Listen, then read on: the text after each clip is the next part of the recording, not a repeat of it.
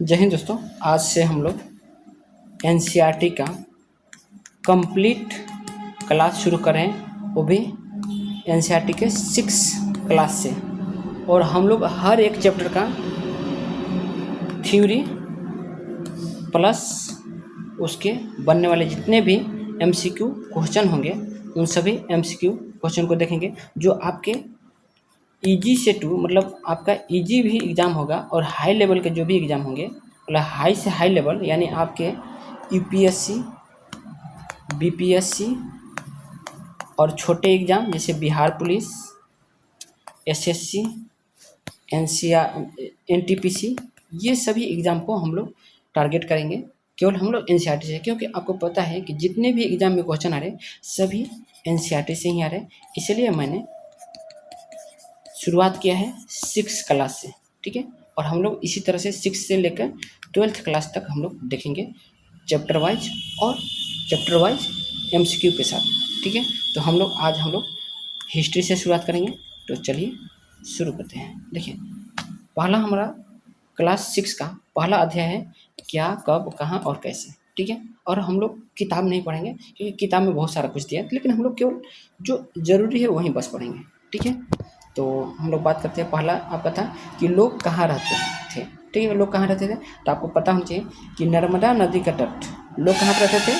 सबसे पहले नर्मदा नदी के ही तट पर पाया गया है। तो आपको बात करते हैं, कई लाख वर्ष पहले से लोग इस नदी के तट पर रह रहे हैं। यहाँ रहने वाले आरंभिक लोगों में से कुछ कुशल संग्राहक थे, ठीक है। ये ऐसे पूछ रहे थे कि कौन से थे लोग, तो कुशल संग्राहक थे जो आसपास के जंगलों की विशाल संपदा से परिचित थे। वे भोजन के लिए जड़ों, फलों और जंगल के अन्य उत्पादों का संग्रह करते थे तथा जानवरों का आखेट भी करते थे। पूछ सकता है कि जैसे आपका हाई लेवल क्वेश्चन बन रहा है आजकल, तो वो उसमें देता है कि लोग क्या करते थे, मछली पकड़ते थे, व्यवसाय करते थे कि शिकार करते थे। तो वो लोग शिकार करते थे, ठीक है। अब बात करते हैं सुलेमान और किरधर पहाड़ियाँ, इसके बारे में भी बात करते हैं। तो ये उत्तर पश्चिम, ये पाकिस्तान में होता है, ठीक है। तो सुलेमान और किरधर पहाड़ियों की बात करें, इस क्षेत्र में कुछ ऐसे स्थान हैं जहां लगभग 8000 वर्ष पूर्व स्त्री पुरुषों ने सबसे पहले गेहूं तथा जौ के जैसी फसलों का उपार्जन आरंभ किया। उन्होंने भेड़, बकरी और गाय, बैल जैसे पशुओं को पालतू बनाना शुरू किया। ये लोग गांव में रहते थे। अगर पूछ दे कि सबसे पहले किस फसल का उपजाऊ हुआ, तो आपको पता नहीं चाहिए जौ का हुआ था, ठीक है। गेहूं लोग बहुत लोग करते हैं, लेकिन अगर ऑप्शन में दोनों रहे ना, गेहूं और जौ अलग अलग रहा और नहीं दिया कि दोनों, तो अगर अलग अलग मानना है तो सबसे पहले हम लोग प्रथमा का जौ को देंगे, जो इंग्लिश में क्या होता है, बार्ले बोला जाता है, ठीक है। तो ये याद रखिएगा। गारो उत्तर पूर्व तथा विंध्याचल पहाड़ियों जैसे मध्य भारत यानी उत्तरांचल की बात कर रहे हैं, ये उत्तर पूर्व के भारत के हैं। तो ये कुछ अन्य क्षेत्र थे जहाँ कृषि का विकास हुआ, जहाँ सबसे पहले चावल उपजाया गया। वे स्थान विंध्य के उत्तर में स्थित है। अब पूछ देगा कि चावल का सबसे ज़्यादा कहाँ उपजाया गया था सबसे पहले, तो ये आप लोग याद रखेंगे, ठीक है। सिंधु और इसकी सहायक नदियाँ उन्हें कहते हैं जो एक बड़ी नदी में मिल जाती है। लगभग 47 वर्ष पूर्व इन नदियों के किनारे कुछ आरंभिक नगर फले फूले, ठीक है, मतलब विकसित हुआ। बात करें गंगा एवं इसकी सहायक नदियाँ, तो इनके किनारे तथा समुद्र तटवर्ती इलाकों में नगरों का विकास लगभग 2500 वर्ष पूर्व हुआ। गंगा के दक्षिण में सोन नदी के आसपास का क्षेत्र प्राचीन काल में मगध, वर्तमान बिहार है, नाम से जाना जाता था। इसके शासक बहुत शक्तिशाली थे और उन्होंने एक विशाल राज्य स्थापित किया था, ठीक है। मगध का नाम सुने होंगे कि मगध का साम्राज्य की स्थापना किसने किया था सबसे पहले, आपको पता नहीं चाहिए, तो बिम्बिसार ने किया था, ठीक है। उसके बाद में बहुत सारे आए, फिर चंद्रगुप्त मौर्य आए हैं, ठीक है, अशोक आए। आज लोग यात्राएं क्यों करते हैं, तो लोग काम की तलाश में तो कभी प्राकृतिक आपदाओं जैसे बाढ़ या सूखा के कारण एक स्थान से दूसरे स्थान जाते थे, ठीक है। सेनाएं दूसरे क्षेत्रों पर विजय हासिल करने के लिए व्यापारी मूल्यवान वस्तुएं लेकर, ठीक है, सेनाएं क्या करती थी, सेनाएं दूसरे क्षेत्रों पर विजय हासिल करने के लिए यात्रा करते थे, व्यापारी मूल्यवान वस्तुएं लेने के लिए, ठीक। धार्मिक गुरु लोगों को शिक्षा देने के लिए सलाह देते हुए एक गांव से दूसरे गांव तथा कस्बे से दूसरे कस्बे यात्रा करते थे, ठीक है। कुछ लोग नए और रोचक स्थानों को खोजने की चाह में उत्सुकतावश भी यात्रा करते थे। इन सभी यात्राओं से लोगों को एक दूसरे के विचारों को जानने का अवसर मिला, ठीक है। तो ये था कि लोग यात्रा क्यों करते थे। तो अगर देखिए यूपीएससी में आपका मेंस भी लिखना हो तो यहाँ से आप लिख सकते हैं, क्योंकि यहाँ से आपको आइडिया ले सकते हैं कि हमको क्या लिखना है, ठीक है। उपमहाद्वीप की बात करें, उपमहाद्वीप क्या है, तो दक्षिण एशिया, आधुनिक भारत, पाकिस्तान, बांग्लादेश, नेपाल, भूटान और श्रीलंका को एक उपमहाद्वीप कहा जाता है। यह एक महाद्वीप से छोटा है लेकिन विशालतम तथा बाकी एशिया से समुद्री पहाड़ियों तथा पर्वतों से बटे होने के कारण इसे प्राय उपमहाद्वीप कहा जाता है। इसलिए भारत को भी एक उपमहाद्वीप का दिया जाता है। ठीक है, अब बात करते हैं देशों के नाम। ठीक है, इंडिया और भारत। इंडिया और भारत में बहुत लोग को पता है कि इंडिया का है या भारत का है। तो देखिए, इंडिया, यह शब्द इंडस से निकला है जिसे संस्कृत में सिंधु कहा जाता है। लगभग 2500 वर्ष पूर्व उत्तर पश्चिम की ओर आने वाले ईरानियों और यूनानियों ने सिंधु को हिंदोज अथवा इंडोस और इस नदी के पूर्व में स्थित भूमि प्रदेश को इंडिया कहा जाता है। ठीक है, तो याद रखिएगा। तो किसने दिया? हिंदू हिंदू सिंधु को ही क्या बोला गया? तो सिंधु कहा जाता है, जिसे संस्कृत में क्या कहते हैं? सिंधु कहा जाता है। लगभग 225 वर्ष पूर्व पश्चिम की ओर आने वाले ईरानियों और यूनानियों ने सिंधु को हिंदोस कहा। ठीक है, मतलब वो स को ना ये ह बोलते थे, इसलिए हिंदूस बोला और इसी के नाम पे हम लोग हिंदुस्तान पड़ा था। और इस नदी के पूर्व में स्थित भूमि प्रदेश को इंडिया कहा। ठीक है, इसके पूर्व में स्थित को क्या बोला? पश्चिम की ओर को हिंदोस कहा और पूर्व की ओर को इंडिया कहा, इस तरह से। ठीक है, अब बात करते हैं भारत। तो भारत नाम प्रयोग उत्तर और पश्चिम में रहने वाले लोगों के एक समूह के लिए किया जाता था।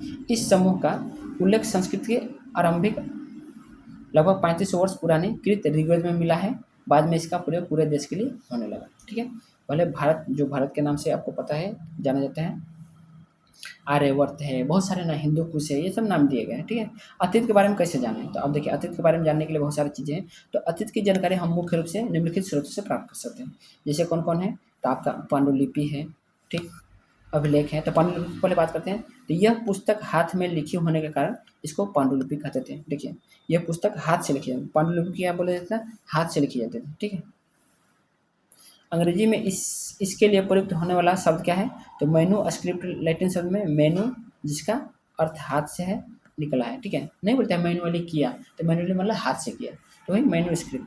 ये प्राय ताड़पत्रों अथवा हिमालय क्षेत्रों में उगने वाले भूर्ज नामक पेड़ की छाल में से विशेष तरीके से तैयार भोजपत्र पर लिखी मिलती है। ठीक है, अब यहाँ से मिल जाता है कि पांडुलिपि से जैसे आपका क्वेश्चन बनेगा, अब उसमें ना इसकी बहुत सारे जो फैक्ट्स है उसको डालेगा। अब उसमें से आपको सही गलत ढूंढना आता है, किसमें से कितने कथन सही है, कितने कथन गलत है, ये सब ढूंढने को क्वेश्चन दिया जाता है। तो ये सब आपके एग्जाम में आता है। ठीक है, यह मंदिरों और विहारों में मिलती है जिनमें धार्मिक मान्यताओं, राजाओं के जीवन, औषधियों तथा विज्ञान आदि की चर्चा होती है। ये संस्कृत, प्राकृतिक, कौन कौन भाषा में देखें? तो ये संस्कृत, प्राकृतिक, आम लोगों की भाषा, प्राकृतिक क्या थी? आम लोगों की भाषा थी, और तमिल में लिखी है। ठीक है, और तमिल में लिखी है। कौन कौन भाषा में? संस्कृत, प्राकृतिक और तमिल में। बात करते हैं अभिलेख की। ऐसे लेख जो पत्थर अथवा धातु जैसी अपेक्षाकृत कठोर सतहों पर उत्कृष्ट खोदे किए गए मिलते हैं, तो उसको क्या बोलते हैं? अभिलेख। अभिलेख मतलब चट्टानों पे, अभिलेखों में या कठोर चीज़ में लिखा है, उसको अभिलेख बोला जाता है। यानी अक्सर पत्थरों में लिखा जाता था, जैसे कि अशोक ने बहुत सारे पत्थरों पर लिखा है, आपने देखा होगा अशोक स्तंभ सब।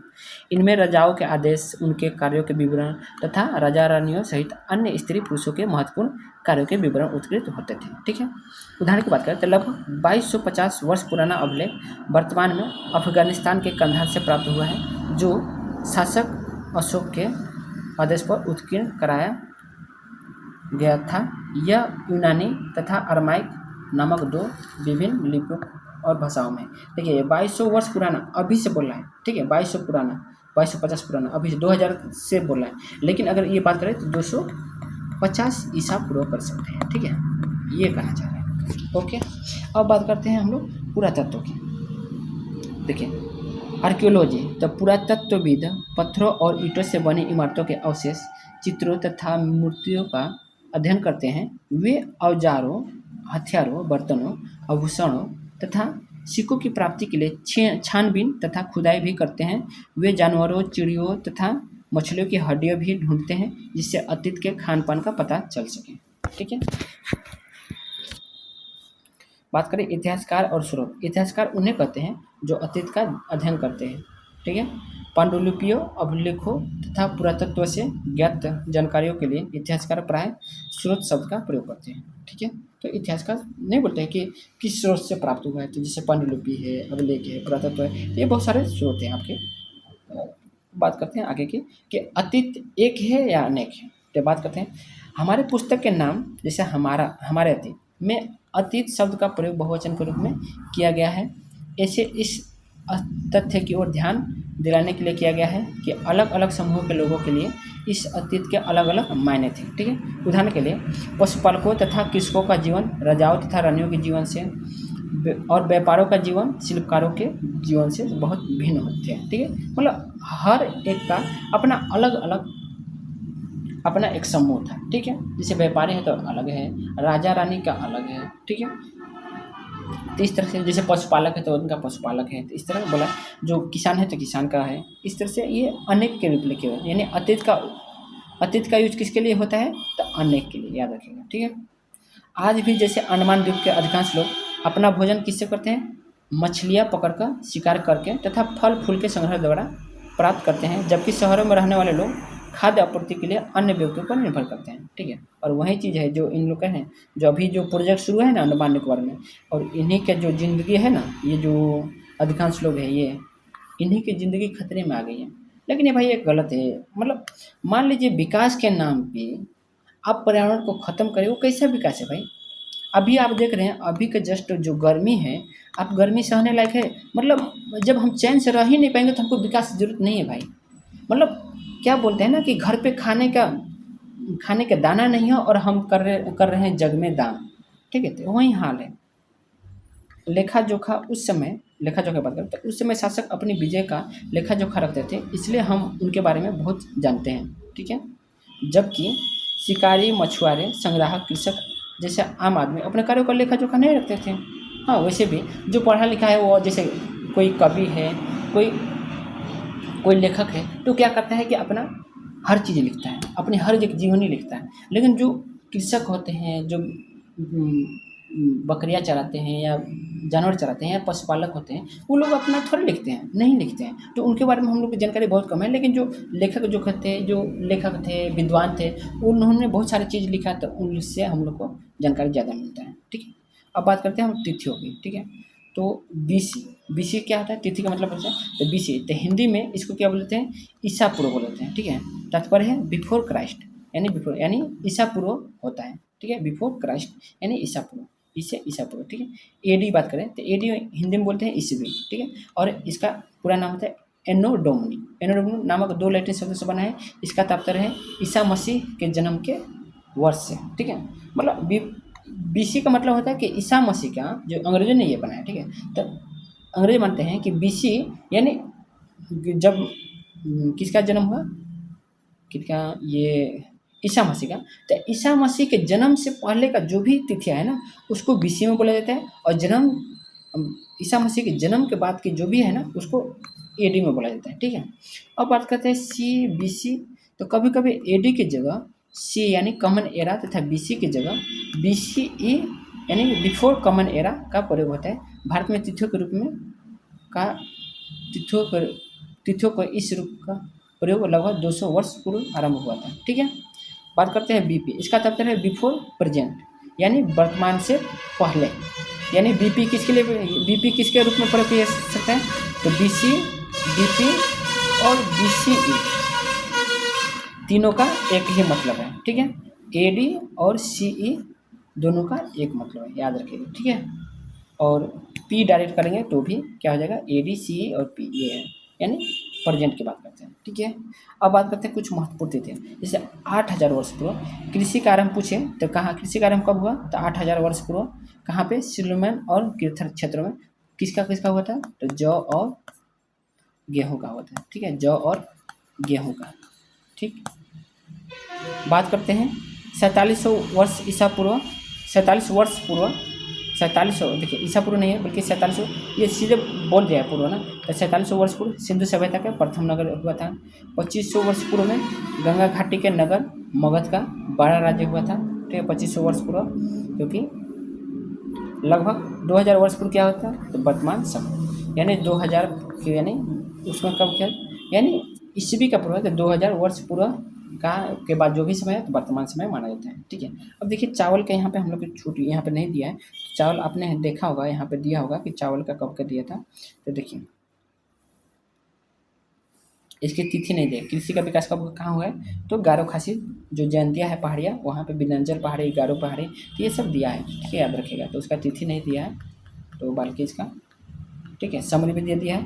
अब बात करते हैं रोहत्सा पत्थर। तो मिस्र के उत्तरी तट पर रोसेटा नामक एक कस्बा है, ये पूछा जाता है। रोसेटा यहाँ से एक ऐसा उत्कीर्णीय पत्थर मिला है जिस पर एक ही लेख है, जैसे 3 भिन्न भिन्न भाषाओं तथा लिपियों, यूनानी मिस्री लिपि के 2 प्रकारों में है।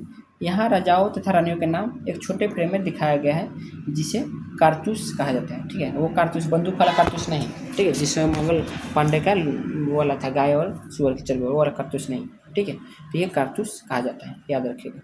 ठीक है, अब देखिए हम इसका ना, अब हम लोग तो पढ़ लिए, ठीक, थ्योरी तो पढ़ लिए, लेकिन थ्योरी पढ़ने से केवल मजा थोड़ा रहेगा, उसके लिए हम लोग एमसीक्यू भी पढ़ेंगे। ठीक है, तो एमसीक्यू के साथ वो भी डिटेल एनालाइज के साथ। तो चलिए हम लोग एमसीक्यू भी पढ़ते हैं। देखिए पहला है कि प्रारंभिक कथन, क्या, कब और कहाँ, कैसे, क्या देखते हैं। तो प्राचीन काल में लोग किस नदी के किनारे रहते थे, तो नर्मदा, अभी जस्ट मैंने बताया। तो लोग कहाँ रहते थे, तो मानचित्र में नर्मदा नदी का पता लगाओ। कई लाख वर्ष पूर्व से लोग इस नदी के तट पर रह रहे थे। ठीक है, याद रखिएगा। दूसरा है निम्नलिखित में से सही कथन का चयन करें। तो प्राचीन काल में लोग गंगा नदी के तट पर रहते थे, नहीं, नर्मदा है ना। ठीक, तो ये गलत हो जाएगा। ये लोग अपने भोजन के लिए जड़ों, फलों, जंगलों से उत्पादों का संग्रह करते हैं। अभी जस्ट मैंने बताया कि जड़, फलों और जंगलों का, ठीक है, से उत्पादों का संग्रह करते थे। अभी जस्ट मैंने बताया था, ये 2 सही है। ठीक है, नहीं ये केवल 2 सही है ना, ये दोनों सही नहीं होते। ठीक है, तो केवल 2 सही है। ठीक है, यहाँ रहने वाले लोग, आरंभिक लोगों के कुछ कुशल संग्राहक थे। देखिए जैसे मैंने बताया, कुशल संग्राहक जो आसपास के जंगलों की विशाल संपदा से परिचित थे, अपने भोजन के लिए जड़ों था। तो कैसा लगा, ठीक है। जैसे अगर आप थ्योरी पढ़ लेंगे ना, तो आपको जो भी क्वेश्चन आएगा ना, आपको दिक्कत नहीं होगा।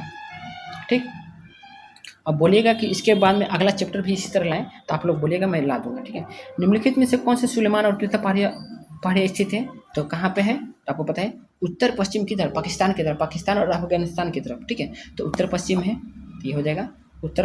अब तुम उत्तर पश्चिम के सुलेमान और तीर्थ पहाड़ियों का पता लगाओ, ये आपको देखना है। आप मैप रखे होंगे, तो आप मैप में आपको देखना है। ठीक है, इंडिया के मैप में भी मिल जाएगा, और विश्व का मैप रखेंगे तो उसमें भी मिल जाएगा। निम्नलिखित में से कौन से कथन सही नहीं है, तो स्त्री और पुरुषों ने सबसे पहले चावल को उपजाना प्रारंभ किया था, नहीं, ये गलत है। सबसे पहले क्या था, जौ और क्या था, गेहूं था ना। उन्होंने भेड़, बकरी और गाय, बैल जैसे पशु को पालतू बनाया था, बिल्कुल सही है। ठीक है, लेकिन बोला है कि कथन सही नहीं है, यानी गलत है, तो केवल 1। ठीक है, ये गलत है।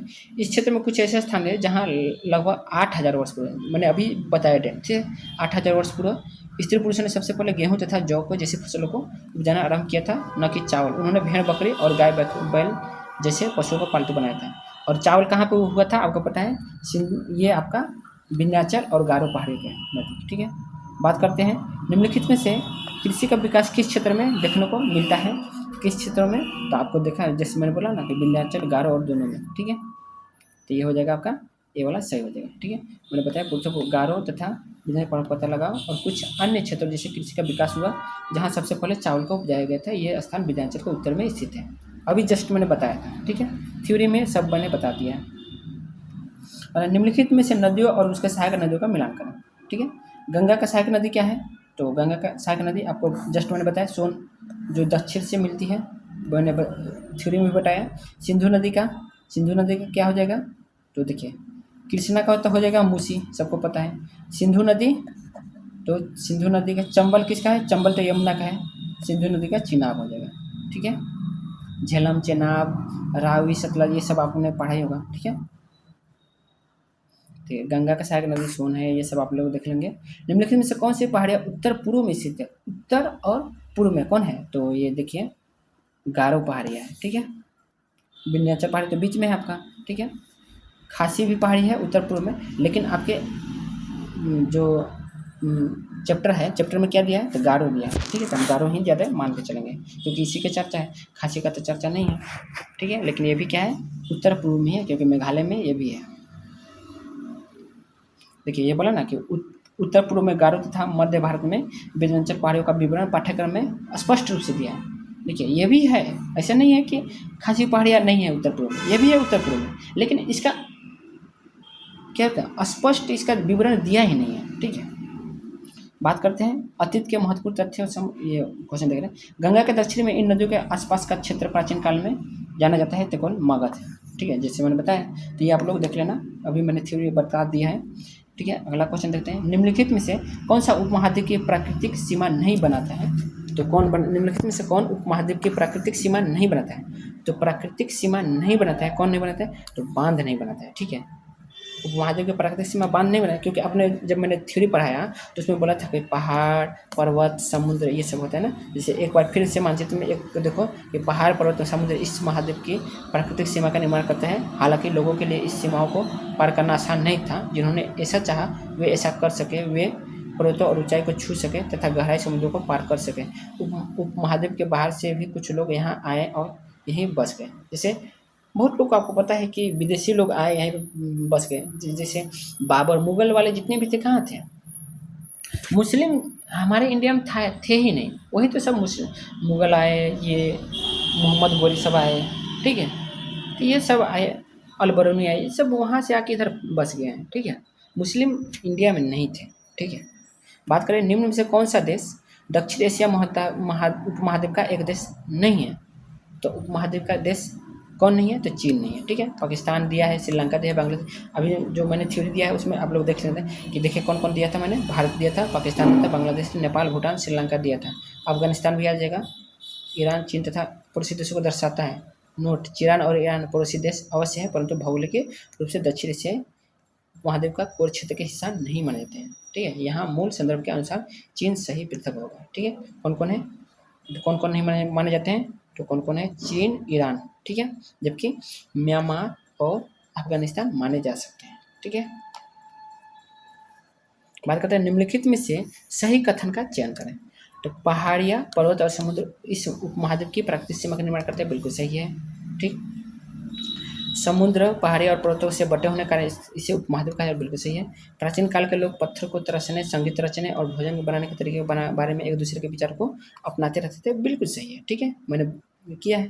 गंगा के दक्षिण में इन नदियों के आसपास के क्षेत्र को प्राचीन काल में उज्जैनी कहा गया, नहीं ये नहीं कहा गया। ठीक है, तो केवल 1, 2, 3। ठीक है, बात करते हैं अब, देखिए ठीक है, कथन 1 और 2 की। तो दक्षिण एशिया एक उपमहाद्वीप से छोटा है, दक्षिण एशिया एक महाद्वीप से छोटा है, लेकिन विशालता तथा बाकी एशियों से समुद्र, पहाड़ी तथा पर्वतों से बटे होने के कारण इसे प्रायः उपमहाद्वीप कहा जाता है। ये थ्योरी में बताएं, पहाड़ियाँ, पर्वत और समुद्र इस उपमहाद्वीप के प्राकृतिक सीमा निर्माण करते, बिल्कुल सही है। कथन 3, लोगों के इस आवागमन ने हमारी सांस्कृतिक परंपराओं को समृद्ध किया। कई 100 वर्षों से लोग पत्थरों को तराशने, संगीत रचने और यहाँ तक कि भोजन बनाने के नए तरीकों के बारे में एक दूसरे के विचारों को अपनाते रहे हैं, बिल्कुल सही है। कथन 4 के गलत क्यों है, बात करते हैं। देखिए, गंगा के दक्षिण में सोन नदी के आसपास का क्षेत्र प्राचीन काल में मगध के नाम से जाना जाता था, न कि उज्जैनी, जबकि हम लोग क्या बोलते थे, मगध से, और ऑप्शन में क्या दिया, उज्जैन दिया है। तो अतः यह क्या हो गया, गलत हो गया। ठीक है, तो इस तरह से आपका थ्योरी भी कंप्लीट हो रहा है, प्लस में जो क्वेश्चन बन रहे हैं वो भी क्वेश्चन बन रहे हैं। ठीक है, तो अब देखते हैं निम्नलिखित में इंडिया किस शब्द से निकला है। तो इंडिया किस शब्द से निकला है, तो इंडिया निकला है इंडस से।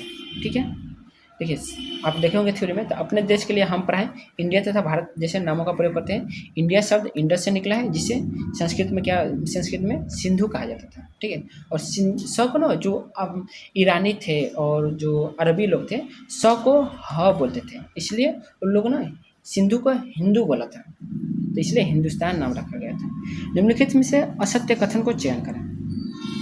तो इंडिया शब्द इंडस से निकला है, जिसे संस्कृत में सिंधु कहा जाता है, ये आपका बिल्कुल सही है। भारत नाम का प्रयोग उत्तर पश्चिम में रहने वाले लोगों के समूह के लिए किया जाता है, बिल्कुल सही है। पांडुलिपियाँ पढ़ाए तारपत्रों तथा हिमालय क्षेत्र में उगने वाले भोज नामक पेड़ों की छाल से भोजपत्र पर लिखा मिलती है, बिल्कुल सही है। मैंने बोला ना कि यहाँ से आपके ऑप्शन मिल जाएंगे हाई लेवल के। ईरानियों ने सिंधु नदी के पूर्व में स्थित भूमि प्रदेश को भारत कहा था, पूर्व में स्थित भूमि क्षेत्र को नहीं, ये गलत है। अब देखिए हम लोग गलत कैसे बोलते हैं, तो आपको पता होना चाहिए कि 1, 2 और 3 क्या है, सही है। ठीक, अब बात करते हैं लगभग 2500 वर्ष पूर्व उत्तर पश्चिम की ओर से आने वाले ईरानियों और यूनानियों ने सिंधु को हिंदोस तथा इंडोस को इस नदी के पूर्व में स्थित भूमि प्रदेश को इंडिया कहा। नोट, इन्होंने इंडिया इसे इंडिया कहा था, न कि भारत, इसलिए कथन 4 गलत है। भारत का नाम का प्रयोग उत्तर पश्चिम में रहने वाले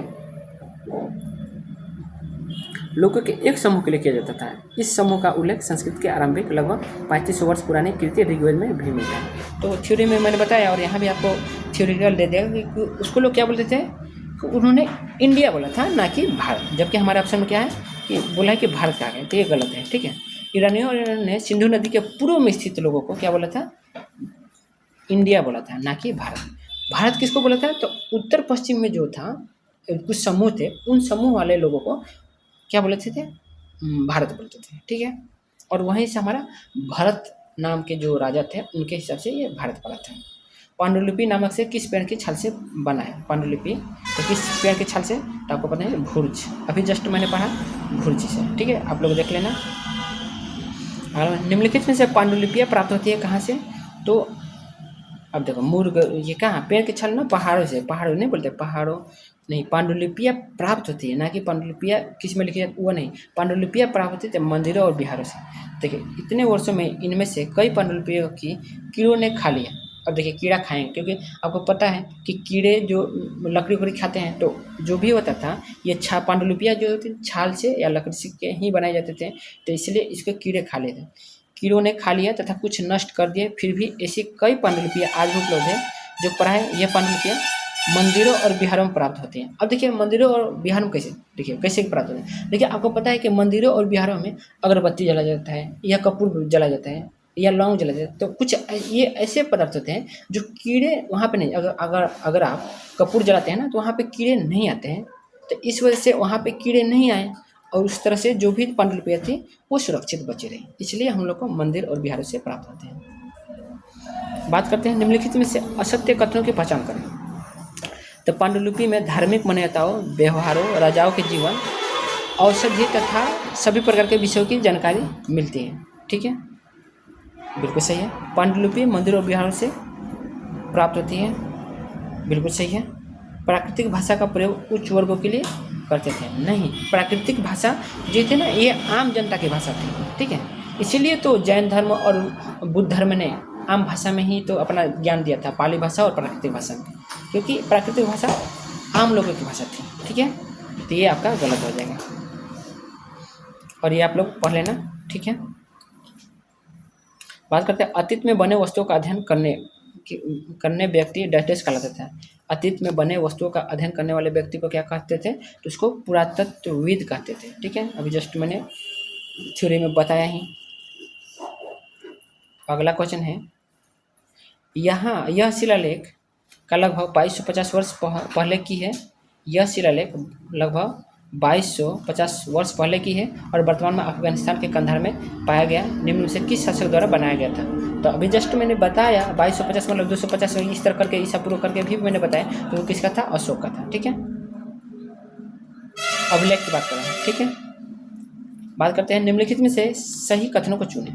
तो प्राचीन काल में पशु पालकों तथा कृषकों का जीवन राजाओं तथा रानियों के जीवन से बहुत भिन्न था। बिल्कुल सही है, भिन्न तो होगा ही भाई। राजा रानी और क्या बोलते हैं, राजा रानी और जो किसान का जीवन तो एक ही नहीं होगा।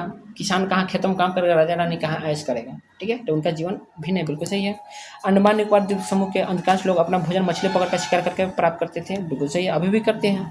ईसा मसीह के जन्म के बाद सभी तिथियाँ ईसा पूर्व के रूप में जानी जाती हैं। ईसा मसीह के जन्म के बाद का ईसा पूर्व नहीं बल्कि ईसवी के रूप में जानी जाती है, तो ये गलत है। ठीक है, अभी जो मैंने जस्ट तिथि वाला बताया वो लास्ट में वो भी है।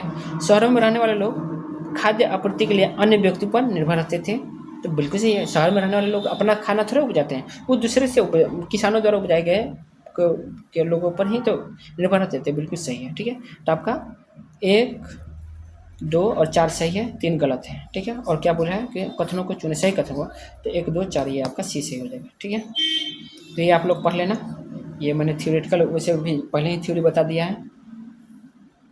निम्न में से ईसाई धर्म के प्रवर्तक कौन थे, तो ईसाई धर्म के प्रवर्तक ईसा मसीह थे। ठीक है, और ये आप लोग पढ़ लेना। निम्न में से वर्ष की गणना किसकी जन्मतिथि से की जाती है? तो ईसा मसीह से। ठीक है, ये मैंने बता रखा है। तो चलिए, आज का हम लोग का पहला चैप्टर खत्म हो गया। अगले क्लास में हम लोग अध्याय 2 करेंगे।